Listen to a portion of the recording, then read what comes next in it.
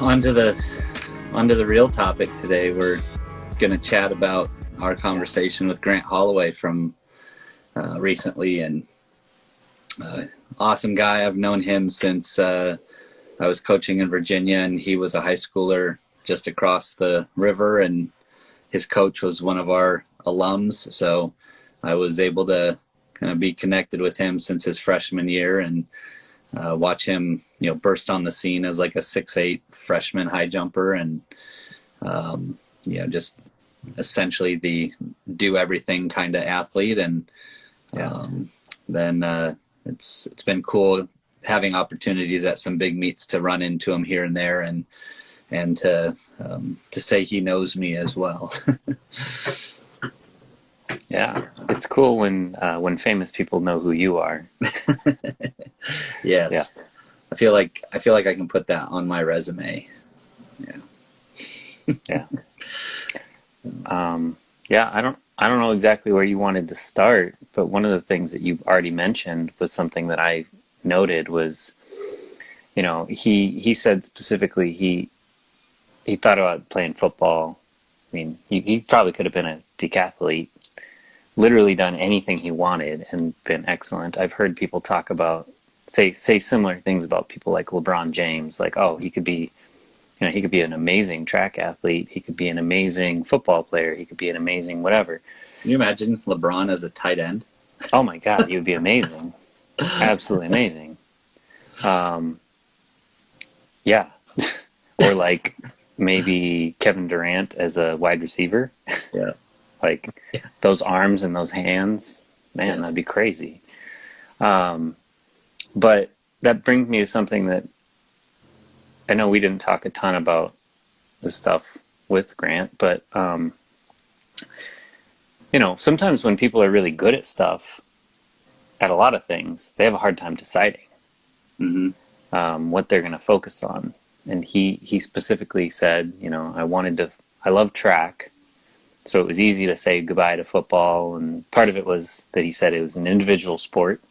You're still with people and there's a team, but it's kind of, I do my thing, and my excellence supports everybody, and, but then he said specifically, he picked the hurdles, which was really cool because it's a all around technically challenging, physically challenging, very athletic event. Super athletic. And it's yeah.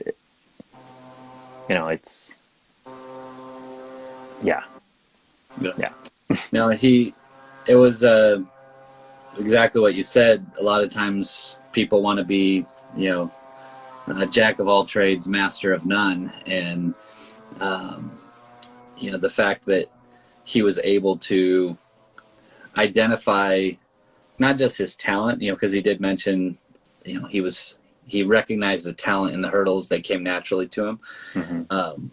But not just that, but he said it at least twice very distinctly. It was his first love, and he was following what he really enjoyed. So, he fed into what he enjoyed doing as well, and not just what other people expected of him. I remember I was good friends with a couple very prominent D1 coaches who were recruiting Grant, and they, I don't want, it doesn't sound like they're going through me, but I was just talking to them about him, and I just remember them saying, oh yeah, like he's going to be an amazing decathlete. And I remember him, talking about football initially, and that was part of his interest in college, was the idea of the attention from football as well. But he knew he ultimately was going to do just track. But hearing him say, like, no, I want to do this because this is what I love. This is what I'm, good at, but this is also what I love. Yeah. And, he still did the long jump at many of the NCAA meets, because he scored points. I think he scored top 3 in the long jump, like all but one time that he competed in it. I know he gave up the high jump in college. That's that's an incredibly tough event because it can keep going and Yeah. you're waiting on other people's misses or makes. And so it can really throw off timing, where long jump, you could go pop one good one and be done. Right. But he was hugely talented. He jumped over 7 feet in the high jump. And I know he did that sparingly. He jumped 27, like 27.1 or 27.2 in the long jump, which is essentially world class as well. Yeah. He won the 60 in the NCAA, won the 60 hurdles in the NCAA, same year. It's 4x1 team and 4x4 teams. 4x1 team set the collegiate record. The 4x4 team ran under 3. And I know he focused on the hurdles. He just let his talents from the hurdles carry over to those other events. The word selfishness that I don't know if you said it, but it was what you said led into it. I think he came across as extremely mature. Some of his decisions at a young age, wanting to play football, but realizing that he should give that up. He almost didn't go to Florida because they didn't really want him on the team. And that's a cool part of the interview to listen to. Cool story with him and Coach Holloway. But he had the chance to go pro. A couple of his fellow Virginia high school athletes, the Lyles brothers, they were committed to Florida at the same year, and then they decided to go pro instead. So he very much had that opportunity as well. But he chose to go to college. I guess we'll get into that later. But the decision to do track and follow that, the selfishness of it, and he even used that word, and we talked about how it was a positive thing. It's incredibly important that he identified that, because you've got a great case in the NFL is Antonio Brown. Hugely talented, hugely selfish, but he's in a sport that you can't rely on that selfishness to help you. It's going to drag you down. Grant's in a sport where you can be selfish, focus on you, do you, and you don't have to worry about teammates necessarily letting you down the same way. A quarterback throwing a bad pass can't upset you, because you are in control of your efforts, your race. You see it a little bit in like 4x1s, when the baton drops, but for the most part, track is take care of your business, and that will contribute to the team. And it's just hugely mature to hear him talk about that and recognize that. And I think it matches his personality, like you said, and that's why he's blossoming. He's following what he loves, and he's playing to his strengths. Yeah. Right. I like the way you phrased it. I mean, he did say selfish. We did talk about it, though, in that talk as not necessarily being a bad thing, because, I think when you do what you need to do or what you want to do, you kind of get out of the way of everybody else to some degree in whatever they're going to do. And so it doesn't necessarily have to be a bad thing. Also, being self-interested is pretty good. I mean, my background, besides coaching, is in social work, and the thing that they always beat into us was the air mask, like the mask analogy.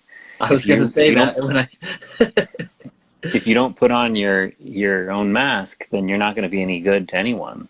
You become dead weight, and so you're a burden to other people, and that's not good. And the fact that Grant kind of recognized what was his path, or how he operated, or what he needed at a young age, and was able to avoid the shiny thing of football, like the glamour of that was really, it was very cool to see that maturity, and hear him talk about it like that. And he recognized that within the talents he had, that the hurdles is the sexy event. Like, the 100 is one of the most popular because it kind of proves fastest man on earth, or it has that. Sure. The mile has probably some of the greatest other allure because it has some, as much as people can, especially men, can easily break the 4-minute mile now, it still has gravitas to that. So there's still, something special about the mile. But other than that, every event has a little bit of allure to it, but the hurdles are probably the next sexiest event, because especially the 110 hurdles, because it's NASCAR, because you're waiting for someone to crash too. You have the possibility of that crash and burn. So right. So he gave up the glamour of football, but he found the right stardom, on the track.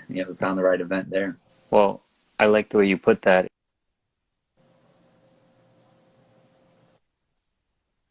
Battery is not going to be good. I'm going to have to plug it back in a little bit. But that he knew what his, these are my talents, and then what can I choose within that works for me. Yeah. And maturity to me is knowing yourself. If you know yourself, then you're going to make the mature choice. So yeah, that was pretty cool. On that same, go ahead. No, I think I was going to move on to something which we can come back to. It's cool. Just the lessons in that for when you're a teammate, make sure that you're doing the right things for you and not taking a step back and doing things the way a teammate would like. If you feel like, if we're trying to change a culture of a program, we're trying to bring, this huge step forward in a program, and there's going to be some people that get that right away, and there's going to be some people that need more time to figure that out. And what we as coaches are hoping for are that the people who are getting it and figuring it out to take that and run, and really believe that if you do things right, other people will follow. I think we talked a few times with our team about critical mass. If you can get you doing it right, and we can get this other person doing it right, and this other person doing it right, all of a sudden you guys all kind of see each other doing it right. You become that critical mass that other people will join in with. And so the selfishness aspect is a good thing.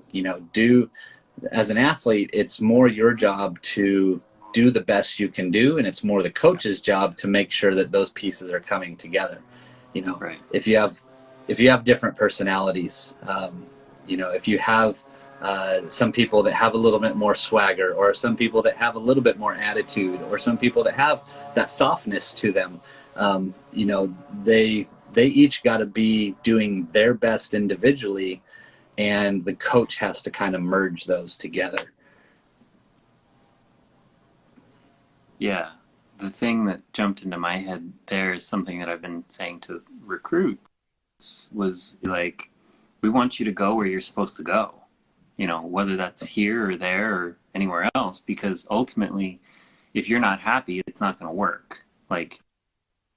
You're not going to be successful, and then we're not going to be successful if you're not happy at this program or at this school, or, eventually water finds its own level. You go where you're supposed to go eventually. And bigger picture for the sport, sometimes people come to a school or a program because they get really enamored with just the program, and they sell out all their other decisions. I know who was it? our heptathlete from San Diego. Blanking, but she, the one we spoke to. Oh no. So you're still there, I think. You there, Jeff? All right. Come on. All right. I think you're there. Yes. Morgan. No, not Morgan. Not on our team. You mean Morgan? The one we spoke with. I'm here. God, I'm Allison. Allison. I knew it was an A. I was gonna say Allison. Ashley. It's Allison. You know, she chose the school for the coach, but she knew that it had the education she was looking for, and it was in her hometown. It had other things she was looking for, but you know, sometimes people choose a school for. You're dying. Do you want me to knock you off and try to add you back again? Maybe. I don't know. All right, let's give that a shot. All right. Bye, Jeff. We'll bring you back shortly. Bye. Okay. All right. So it's just me and you guys right now.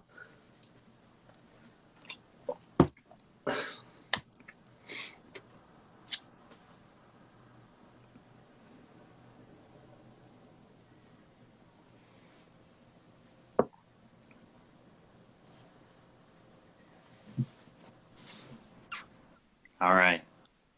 Hopefully this will go better. Give it. Yeah. You know, if you Allison. go.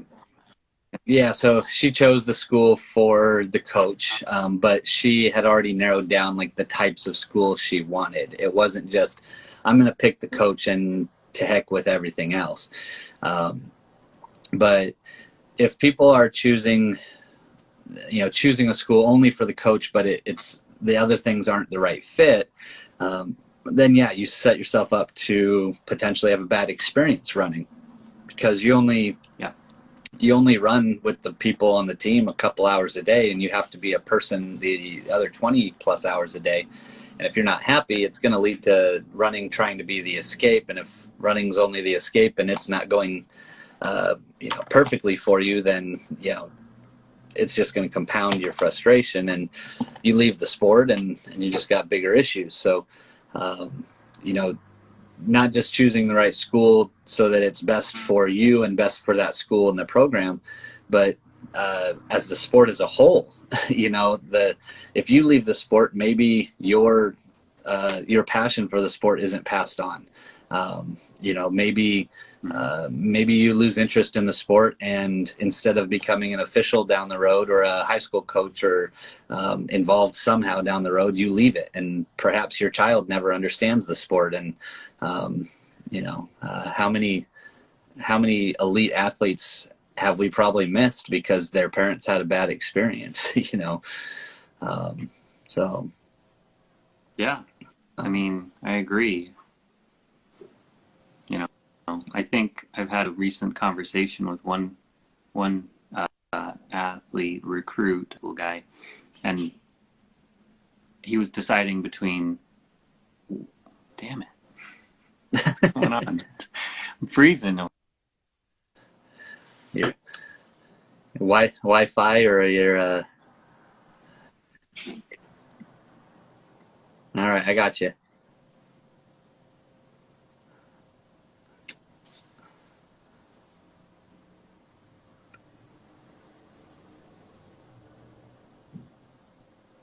I have.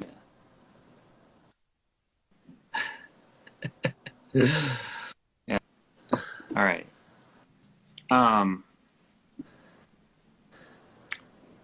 We got to the point, I think, with this one guy that I was like, it sounds like you have two really good options for yourself. Mm-hmm. This sounds great. Lewis and Clark sounds great. So, I don't think wrong. That's where you want to get to in the decision process. You don't want to end up like one that's a compromise that's not going to help you. So, and again, things that are going to be good options for yourself. To bring it back to Grant, it wasn't deciding between, squash and or tennis, and he decided track. And so he's got sprints, he's got other jumps, he's got the multi-events, he's got a bunch of things that he knows he's going to like. Mm-hmm.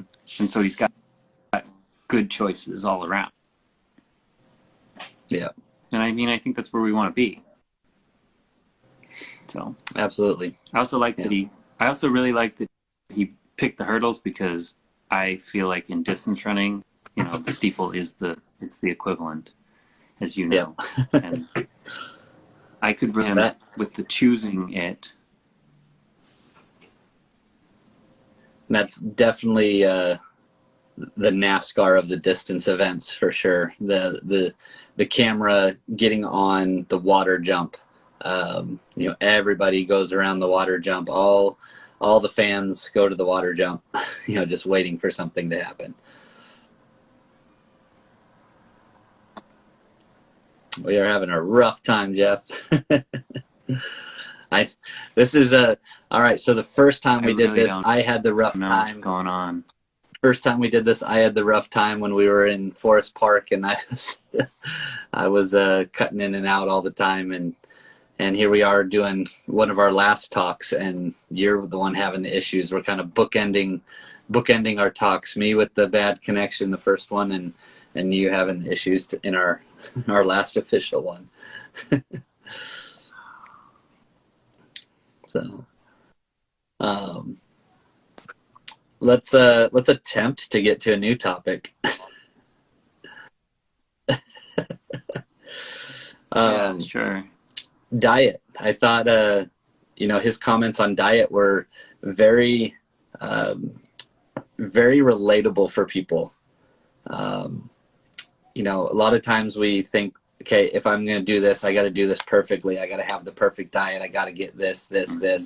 I better get some flaxseed. I better get some chia seeds. I better get, this, get some collagen for my smoothies, and, what's the perfect of everything. And he just kept it very simple. He just said, I like French fries. I like potatoes. So I just use an air fryer. I just don't deep fry them. Mm-hmm. When I make sandwiches, I use wheat bread instead of white bread, because white bread doesn't fill you up as much and wheat bread does. So when I make a sandwich, I just throw lettuce and tomato on it. Just super, super simple things that he mentioned. Yeah. Yeah, he made it easy for him to succeed. Yeah. If you set up the expectation, and I'm remembering kind of what we talked about last week, with regard to mental health and goal setting, he just made it very easy to succeed, as opposed to if I set up the goal as perfection, my chances of failure are extremely high. Mm-hmm.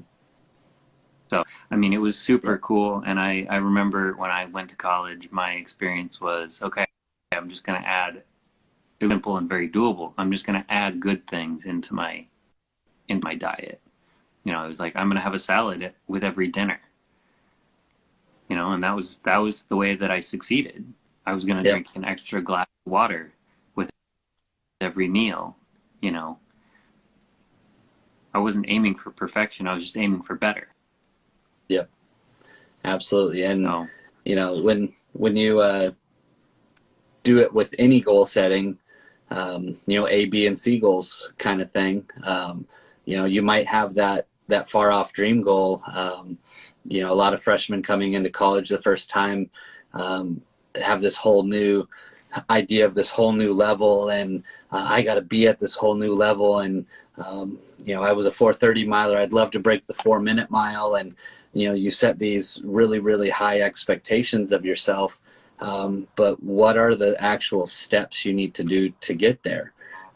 What's the realistic first improvement you need to make? And it's on the way to these big improvements are some very simple things, and we can't set ourselves up that everything is held against this perfection standard.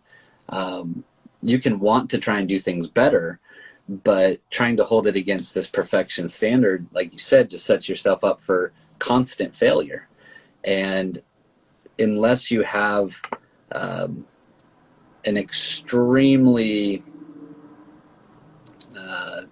just an extremely strong sense of self, it's going to be very, very hard for you to live up to perfection and understand and be able to handle failure on a constant basis. You have to give yourself opportunities for success. And it's not that you need to set lower goals or lower standards. It's that you need to provide yourself opportunity to see the success and the growth along the way. You need to give yourself the attainable carrot so that you can eat that carrot and be able to survive long enough to get to the next one.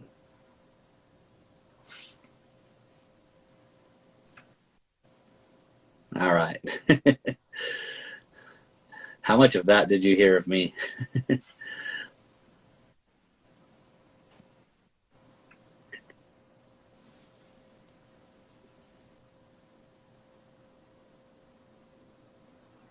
Really don't know what's going on. Why the internet's being so bad. If you're on your phone, might be worth trying to drop the Wi-Fi signal and just go with see if the cell service does it.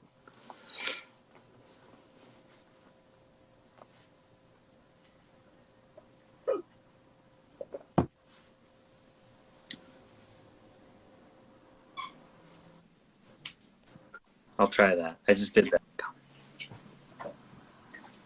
All right.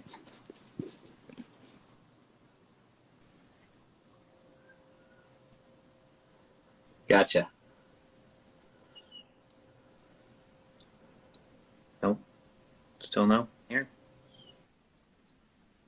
Okay. Okay. See if it does it again. Give this a shot. Yeah. Yeah. Well, on the diet though, yes. I mean, we kind of sidestepped into goal setting, but yes, I mean that's exactly what he did. Was he made it realistic? He made it attainable, and again, I think that's just a very mature approach because usually, like you said, the example you gave was the freshman guy that wants to do the lofty thing, but maturity isn't like being, like you said, like I'm not setting lower goals. It's just I'm recognizing that little goal is a stepping stone to the bigger goal, and it will eventually get me there if I keep going. Yeah. So, yeah, I wrote down my notes. I said not dramatic, mindful, and keeping it to the basics on diet was those were my takeaways from what he said. Tangible examples, like you said, of I'm just going to have wheat bread instead, Yep. Still having bread. Technically we need, as an athlete, you need a lot of carbs still, but, I make it so that I'm getting a better carb that's going to leave me fuller longer so that I'm not tempted later to eat something that I probably shouldn't or that's not going to help me. Yeah, the mindful part is just so key in everything. You just have to be aware. We've got I've just got done talking with all of our incoming freshmen and discussed our training logs and writing down what time they go to bed, what time they wake up, and how many hours of sleep they get. And sleep is something that not many people are truly mindful about. We get it because we need it, but we neglect it a lot too. We don't really plan the sleep as much as we plan everything else. You plan when you're going to do homework, you plan when you're going to go to class, you plan your runs, but very rarely do people plan their eating or their sleeping. Ironically, probably the two most important factors in what's going to help you get better. So it's, we talked about just setting the, um, you know, writing down what time they go to bed, what time they wake up, and how many hours they get of sleep, just so that they're um, mindful of what their sleep patterns are, to see if they have a consistent bedtime, if they are getting consistent sleep, or if it is just incredibly varied. Just being aware of what it is helps you improve. Grant being aware of his food makes it better. Even though he even specifically said he doesn't get too deep into the food. He doesn't get too deep into what he's trying to do. He's just mindful of what he's doing. Just mindfulness is so important. Yeah. Yeah. I mean, in my past work, I used to try and help people to make all kinds of behavioral changes. And usually the first step that I told them to do was to increase their mindfulness, to be aware of what it is that they're doing. One of the best ways to do that was journaling. And, Yep. The fact that you're using that as like, oh yeah, training log. I mean, I think all runners who want to be good probably do keep some tab they're doing. Because then you know exactly where you're at. Using a map to get somewhere, like, I know where I'm going and I know where I am. That's the way I orient, and that's the way I find my way to where I'm going. Yep. So Another thing he brought up was he just kind of casually mentioned it, but it's a very important thing. When he was just kind of running through his day, he said, I wake up, I see the doctors, I go to practice, I do my weights, I watch film, and then I game at night. And, it's a couple things in there that I caught was just how focused he was on, I need to do the things I need to do first. I need to see the doctors to make sure that I'm ready to have the practice I need to have. right. And on a non-pro level, that could be as simple as what Dom Scott said is, I wake up and I do some foam rolling if I feel like I'm a little bit tight before workouts. Just doing the things you need to do to be successful in your workout. But then as soon as practice is over, he watches film on it. Practice doesn't end just because he lifted his last weight. Okay, time to go home and eat and rest. Practice ends once he analyzes what he did at practice that day. He takes that mindfulness in a specific way, watching film, but he takes mindfulness about what happened that day and kind of closes off practice that way. And then he said specifically, like, then he goes and he checks out because he wants time away from track as well. He wants time to relax and let his mind be free. Yeah. I have a couple of things. One, I like the just checking out at the end, do something fun, because you got to reward yourself. That's just the basis of how we continue to do the right things, is by reinforcing the behaviors we want. And then the other thing was, if I could talk to him again, I would maybe ask him if he got the idea of watching film from his experience in other sports that are skill-based. You and I have talked a bit about the fact that running is not really skill-based. Distance running in particular is not skill-based. Most people, barring the few exceptions, just they born to run, like it's easy. They have natural form that works because they were somewhat active as kids and they just run. But, I think hurdles in particular, one of the more highly skilled events, and you need to watch the film to be able to develop the skills. And it was a thing that I used to use, or I started using this spring with our hurdlers when I was coaching the hurdles. it was extremely helpful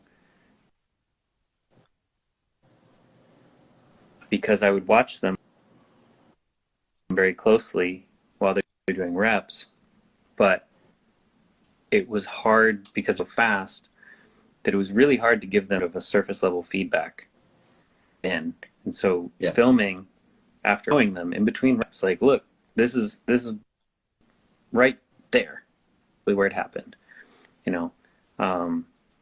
I do kind of think maybe on a pro level it might be better to film it like he's probably talking about, film the whole practice, review it afterwards, because sometimes the interruption, as can be detrimental either mentally or physically. So, yeah, definitely. Yeah. No, I think the key with filming and sharing that with people is you feel one thing as an athlete, but you never see it, and the coach sees it, but they never feel it. So you have to try and meld these two ideas together, and that's very hard to be on the right wavelength unless you can ask the athlete, how did you feel during that, and then showing the athlete what you saw. That's where you really start making that next level. I mean, even with the distance runners, we didn't film them a lot. There's like you said, it's not as, in general, there's a lot more things to be gained outside of just worrying about the form.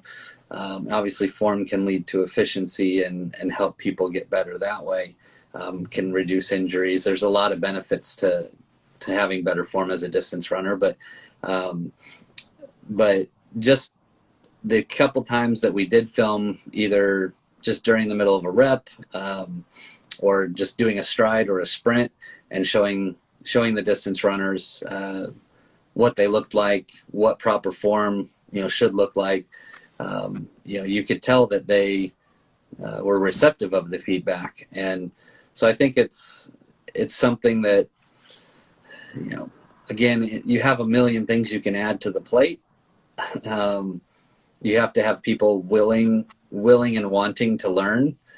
They have to be open vessels to be spending positive time coaching them. That your feedback's going to be useful. But I think that providing that visual, your visual perspective to them can really help them marry with what they feel and help them take steps forward. Mm-hmm. Also, sometimes that visual can correct something that maybe, this is something I ran into this spring, is sometimes people will say that didn't feel right or didn't feel good. Mm-hmm. And I was able to say, actually, look, I mean, this is almost perfect, Yeah.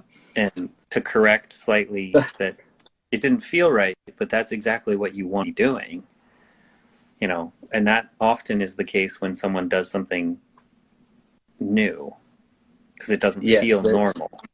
Yep. Sometimes doing it perfectly feels like very easy and very smooth, but it still might feel weird because you've potentially never done that before. It's potentially the first time you've done that.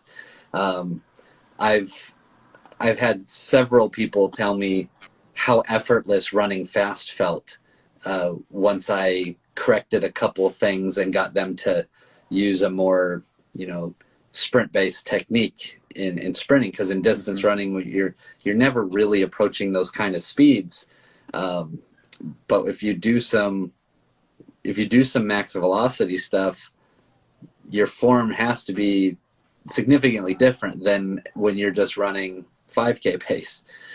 And when you do that, sometimes a lot of times distance runners do strides like they're distance runners. They just try to run like fast distance runners instead of working on proper sprint mechanics. And I can't, so many people have said, wow, that felt so easy. And I was like, and you're going faster, novel idea. Yeah. Well, one of the things, I don't know if you were going to go into this next, but he also said something that stood out to me. He said, I'm always a student of the sport. I think it's relevant to what we're talking about here, is that always willing to learn. He's always looking at the film. He's always wanting to be better. Oh man, I froze. Yeah, Aries Merritt was someone he studies very heavily.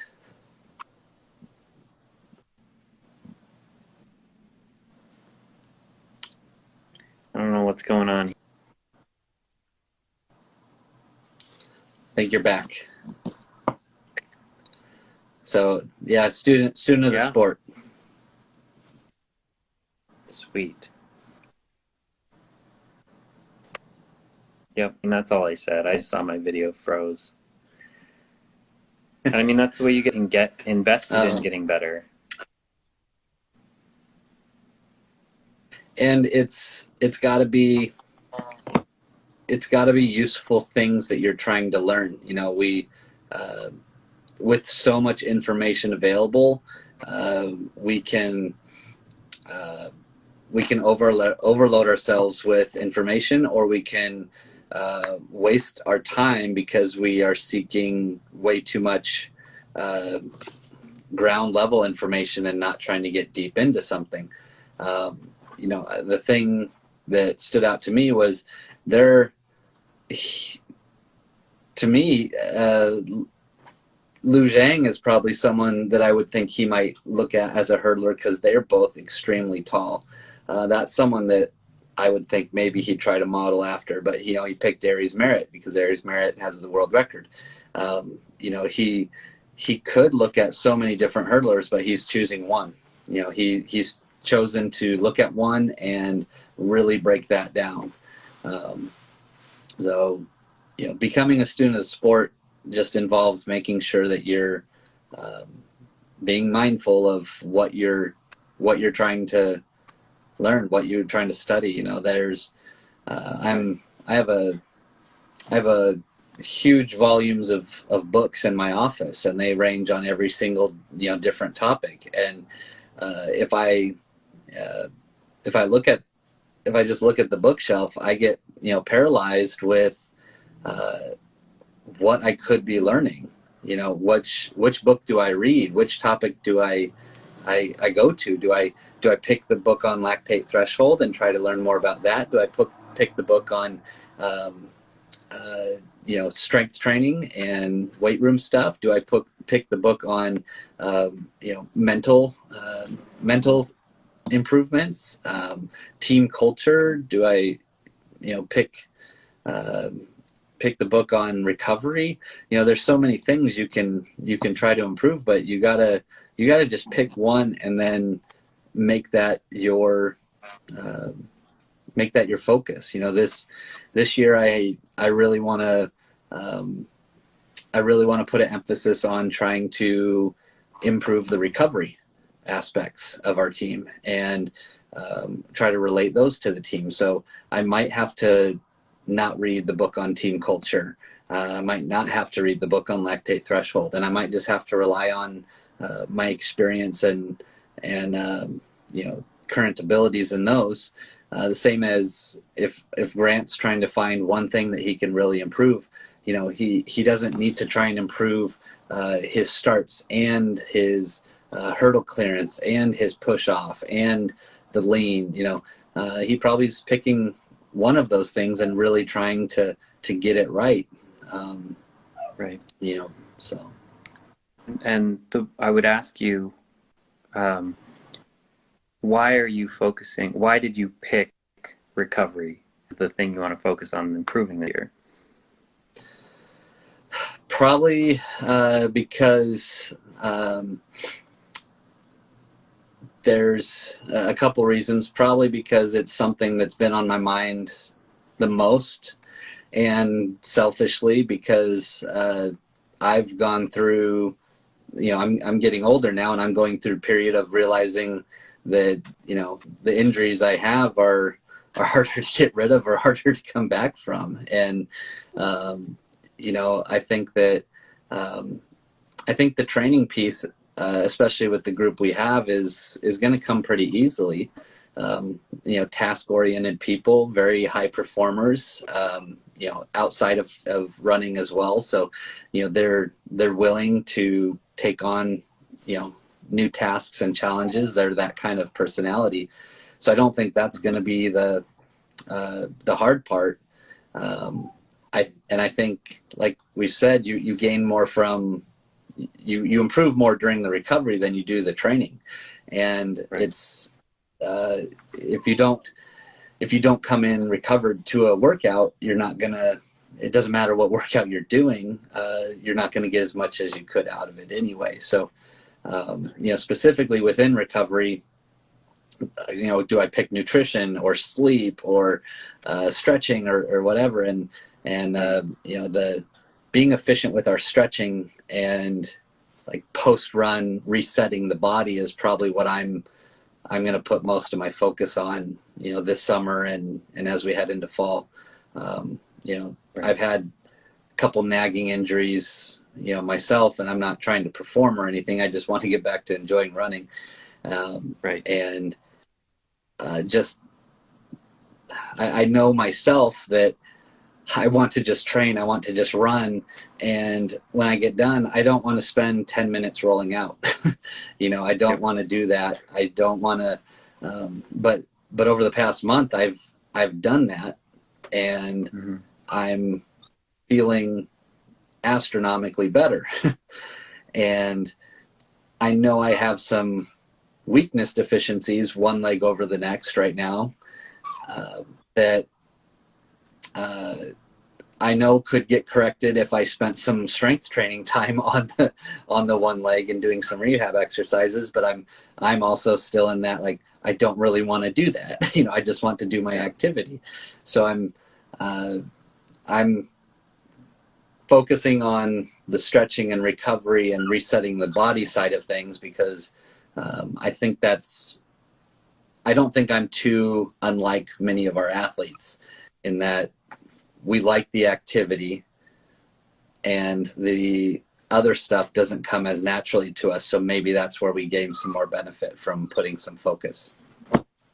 Yeah. Well, I asked you that leading question a little bit, largely because I wanted to have you prove my point for me, which is you watched your own film. You took the time to figure out, okay, I'm here. Where do I need to go? This is what I need to focus on.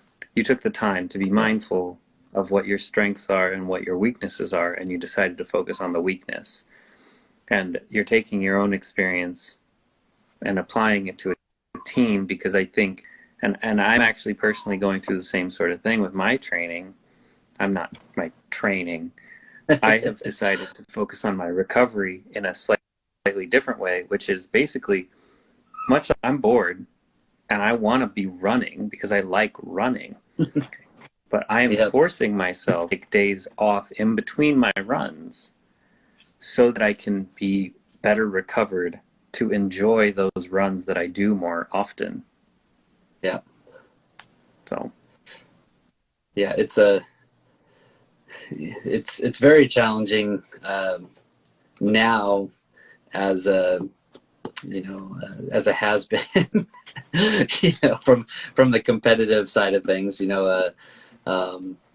Used to be able to do higher volume, used to be able to do workouts, loved it, and now it's just, can I get out and enjoy running again?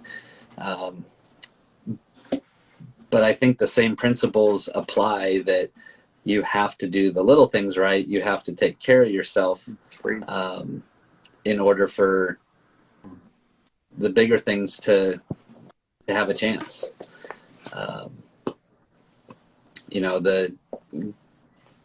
I'm going to try moving to a different place in my house.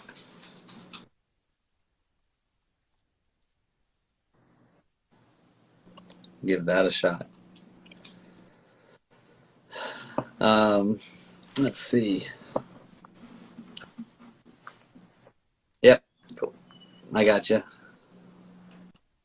I'm trying to move into a different place. Let's see if that helps.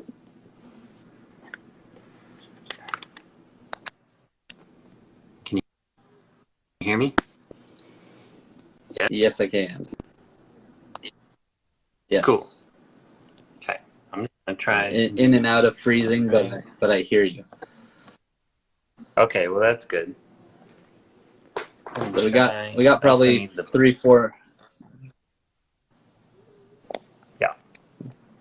We probably got about 3-4 minutes. Okay. I think the last thing that I wanted to hit on was his fake fans versus real supporters, and how he talked about when he won NCAAs and set the record. There's one of the oldest records in the NCAA, Nehemiah's hurdle record. When he broke that, he said he just got blown up with texts all day, all the time. And then that same year when he didn't even win US, I went back and looked. He hasn't won a US title in the hurdles. Wow. But he's a world champion. But he said when he got second at USA's and when he ran 13.5, 13.4, 13.2, and they weren't Grant Holloway times, and then he got sixth in Paris, in the Diamond League meet there, and he was just in the midst of a 13-month training block, and he said he was just real fatigued at that point.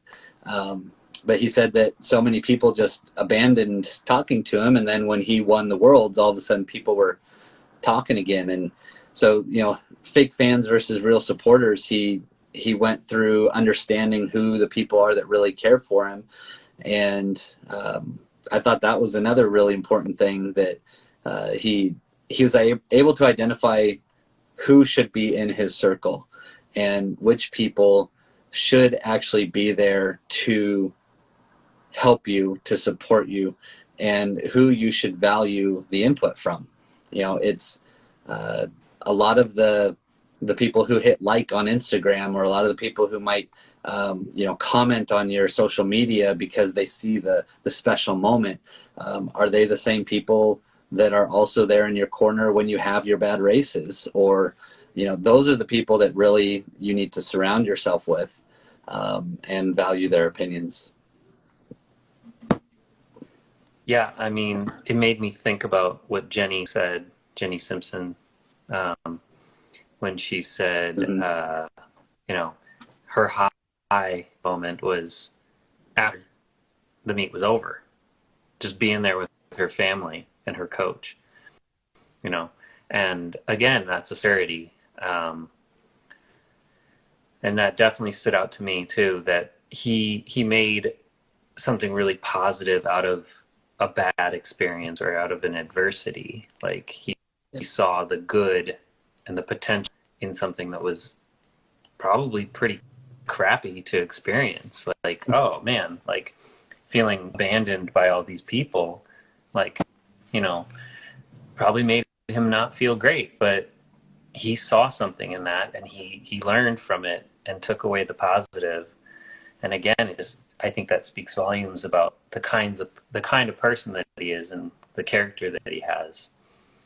Yeah. So let's just bottle up that maturity and sell it, and we'll be millionaires.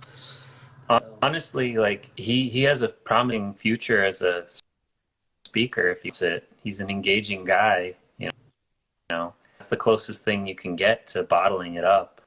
Is speaking Yep. to other people or writing, doing something like that.